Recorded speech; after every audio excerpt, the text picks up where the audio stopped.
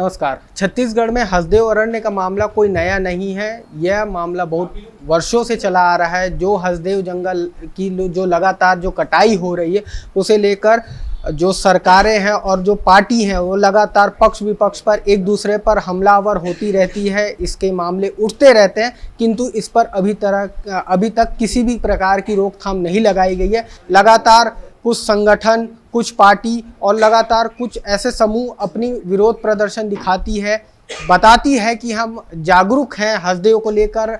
और हसदेव जो पूरे छत्तीसगढ़ की एक तरीके से फेफड़े की जैसे जानी जाती है। यहाँ के जो लोग हैं, आदिवासी जो इस पर निर्भर हैं, उन्हें कहीं ना कहीं अपने जीवन और रोज़मर्रा के जीवन पे लगातार जो कटाई है, जो पेड़ों की कटाई है, उसको देखते हुए उनकी आवागमन और जीवन में कहीं ना कहीं प्रभाव पड़ रही है, जिसे देखते हुए जो आदिवासी समाज है वो इस पर अब सक्रिय होते नज़र आ रही है।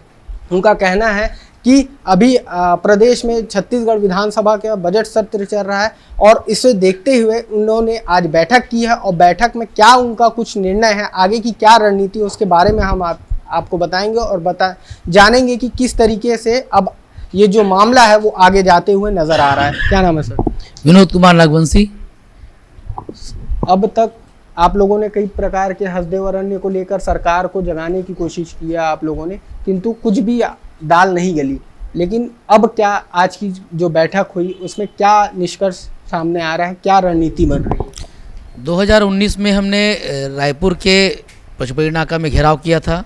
2021 में हसदेव अरण्य में ट्रेन भी रोके, आर्थिक नाकेबंदी किए, ज्ञापन दे किए थे, सहमति के साथ किए थे। और वहाँ से पैदल चलकर 300 किलोमीटर पैदल चल के राज्यपाल और मुख्यमंत्री से मिले और आश्वासन हुआ। सबसे बड़ी विडंबना कि जिस विधानसभा घेराव की बात करें, उस विधानसभा में अशासकीय संकल्प पारित हुआ, हसदेव में कोयला खनन बंद की जाएगी। इसके बाद ऐसा किसका आदेश मिला कि आज बदस्तूर पेड़ काटे जा रहे हैं, गांव उजाड़े जा रहे हैं, लोग को प्रताड़ित किया जा रहा है और अमूल्य सराई का पेड़ जिसको आप लगा नहीं सकते उसको काट कर कोयला खनन का कार्य किया जा रहा है, जिसमें बहुत सारी अनियमितताएं हैं। उन अनियमितताओं का जांच भी किए, जिसमें एसडीएम, कलेक्टर, टीआई प्रथम द्रष्टव्य दोषी पाए जाते हैं अपने पद का दुरुपयोग के लिए, जिसका अल्टीमेटम ज्ञापन भी दिया गया। लेकिन आंख मूंद कर सोई हुई शासन किसको मदद करना चाहता है समझ में नहीं आता। विकास के नाम पे प्रकृति, आदिवासी और उस स्थान को जानने का प्रयास कर, इसका विरोध हम करते हुए 26 तारीख को विधानसभा घेराव कर उस विधानसभा में बैठे हुए सारे जनप्रतिनिधि को चेताना चाहते हैं कि अपने ही किए हुए प्रस्ताव के विपरीत आप किसको लाभ देना चाहते हैं। प्रदेश में आज पूरे देश में हसदेव की बात चल रही है, लेकिन यहाँ के जनप्रतिनिधि आरोप लगाकर चुप बैठ जाते हैं।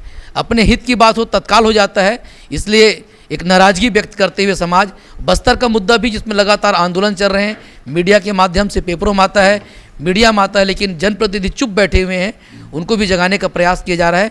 इसी के लिए हम विधानसभा घेराव कर जनप्रतिनिधियों को सचेत करते हैं कि आप जनता के लिए हैं और ये मुद्दे प्रदेश के मुद्दे हैं, इनको आप सचेत होइए, इनको बंद कीजिए। और हम शासन के साथ बातचीत भी करना चाहते हैं कि हमारे मुद्दों को सुने और हल करें। अगर नहीं करेंगे तो उग्र आंदोलन की चेतावनी के साथ 26 तारीख का विधानसभा घेराव की तैयारी है। अब तक किसी भी प्रकार की आपकी सरकार से या प्रशासन से कुछ बातचीत हुई इस मामले पर? प्रयास कर रहे हैं भेंट करने का। अभी तो शासन का ये कहना है कि अभी सेटअप नहीं बैठा है, लेकिन 2 विधानसभा सत्र हो गया, बजट पारित हो गए, कोयला खनन शुरू हो गया, मुख्यमंत्री जी बनने के शपथ के पहले ही पेड़ कट गए। ये तो काम हो रहे हैं, लेकिन आदिवासियों की समस्याओं का कोई चर्चा नहीं हो रहा है। एक आह्वान होना चाहिए, जब 60% एरिया शेड्यूल्ड है और जहाँ का 32% जनसंख्या आदिवासी है और पूरे के पूरे सरगुजा का सीट आज सरकार के झोली में गया, जहाँ एक भी सीट नहीं था। ये आदिवासियों की नाराज़गी का नतीजा है, इनको चर्चा करना चाहिए, लेकिन शायद ये अपने दूसरे काम में मशगूल है, इसलिए सचेत करने के लिए हम विधानसभा घेराव की तैयारी कर रहे हैं। आपको क्या लगता है कि विधानसभा घेराव से ये पूरा ध्यान है लोगों का वो आकर्षित करेगी और कहीं ना कहीं प्रशासन को आपकी बात माननी पड़ेगी? देखो, लोकतांत्रिक व्यवस्था में 2 जिम्मेदारी, एक व्यक्तिगत जिम्मेदारी और दूसरा शासन की जिम्मेदारी। अगर शासन किसी बात से गुमराह है तो लोकतंत्र में जनता का अधिकार होता है कि उनको सचेत करे, अन्यथा चुनाव में वो चेतना हमने पुरानी सरकार को भी दिखाया था, अब इनको भी चेताने के लिए हम तैयार रहेंगे। आप लोगों के साथ कितनी लोगों की जो टोली है, कितने लोग आ सकते हैं जो 26 तारीख का आपका जो विधानसभा घेराव है उसमें? देखिए, ये ओपन कॉल है और एक चेतावनी रूप में है। आज गुजरात, महाराष्ट्र, उड़ीसा में बातचीत चल रही है, झारखंड बातचीत चल रही है। जो समाज के प्रमुख हैं और प्रकृति प्रेमी हैं वो सब सहमति बना रहे हैं और इस प्रदेश में भी सभी जिलों में बात हो रही है।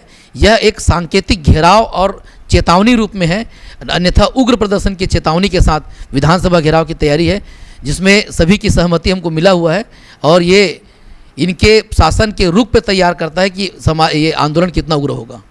धन्यवाद।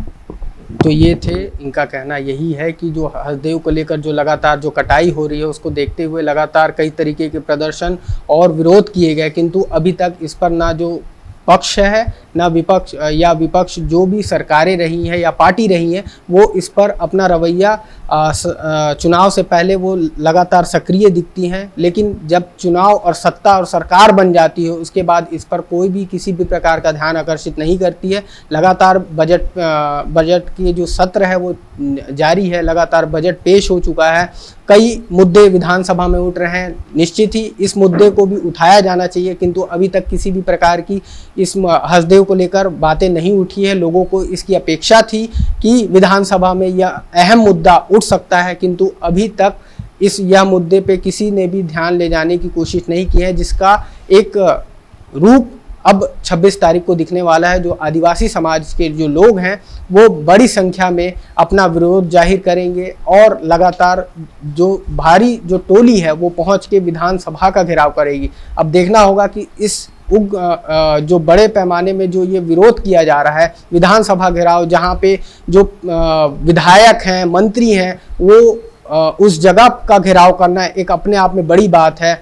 कहीं ना कहीं कुछ कारण रहे होंगे जिसकी वजह से ये जो उग्र और इतना बड़ा कदम लिया जा रहा है। अब देखना होगा कि सरकार क्या सचेत होती है और इस पर जो ध्यान है उसको और लेकर इससे जो कोटाई है उसे बंद करती है। ये देखने वाला मुद्दा होगा। कैमरा पर्सन अजहर के साथ आशुतोष गौरहा, एडिटर जी न्यूज़, रायपुर, छत्तीसगढ़।